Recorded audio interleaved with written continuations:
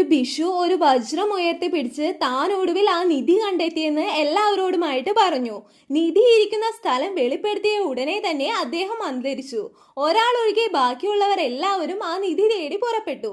എന്തുകൊണ്ടാണ് തന്റെ ഭർത്താവ് വീട്ടിൽ തന്നെ കൃഷിപ്പണികളുമായി ഇരിക്കുന്നത് എന്ന് അദ്ദേഹത്തിന്റെ ഭാര്യയ്ക്ക് മനസ്സിലായില്ല. ഇത് അവളെ കൂടുതൽ ദേഷ്യം പിടിപ്പിച്ചു.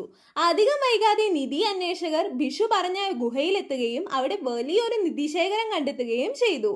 എല്ലാവരും അതിസമ്പന്നരായിട്ട് മാറി. എന്നാൽ ആ നിധിയുമായി പുറത്തു കടക്കാൻ ശ്രമിച്ചപ്പോൾ ഒരു ശക്തമായിട്ടുള്ള മഞ്ഞുവീഴ്ച ഉണ്ടാകുകയും അവർ ഗുഹയ്ക്കുള്ളിൽ കുടുങ്ങുകയും ചെയ്തു.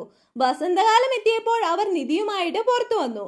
ഇത് കണ്ട ഭാര്യയ്ക്ക് തന്റെ ഭർത്താവിനോടുള്ള നിരാശ കൂടുതൽ വർദ്ധിക്കാൻ തുടങ്ങി. ഇത്രയും വിഡ്ഢികളായിട്ടുള്ള ദമ്പതികളെ കണ്ട് ഗ്രാമവാസികൾ അവരെ പരിഹസിച്ചു.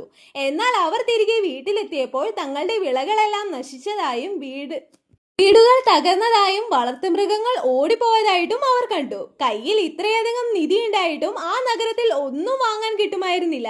ഒടുവിൽ അവർക്ക് ആ തോട്ടക്കാരന്റെ അടുത്ത് ചെന്നിട്ട് തങ്ങളുടെ നിധി നൽകി സാധനങ്ങൾ വാങ്ങുകയല്ലാതെ മറ്റു വഴികളില്ലായിരുന്നു.